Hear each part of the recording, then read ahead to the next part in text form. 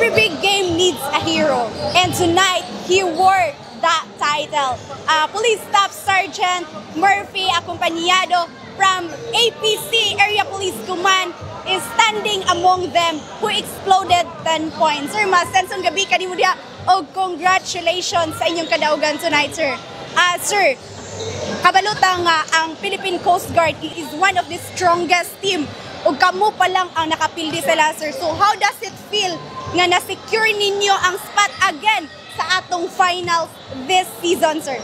May gabi na sa tanan, ma'am, no? Sa tibuok tao sa pagadian. Ma'am, thankful sa Ginoo nga nakaya na mo-depensa ang best team na sa Picas bracket ng ang Coast Guard kasi number 1 sila, pati solid sila.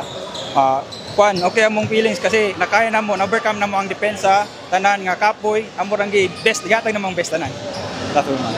Yes, sir. Nakita na mo, sir, nga sa last seconds na lang jud to, sir, no? Isa na lang ka iksa sa opposing team mag-overtime na punta. So, unsa may mindset ni mo, sir, those crucial moments? Katong time nga, ma'am, nag-time out mi, tapos ingon namong captain ball na si Sir Dumapig na defense tanan, hatag ng tanan, kay last na ni.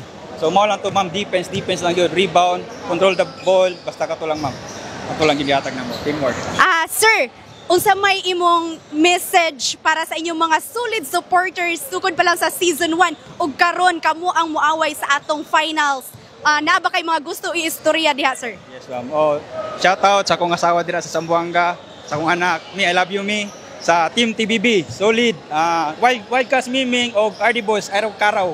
Tapos, ma'am, thank you. Pati, ma'am, sa amuang head coach na si Sir Abraham, ma'am. Sir, thank you, sir. Daog, solid. Well done, game to remember, sir, akumpanyado. Ang mga ka-Ascenso, they nailed the spot of the finals. Atangan nato ang atong championship round next. And of course, I'm Azmira Haron Pedrano from Ascenso Sports. Padayon pag Ascenso Pagadian.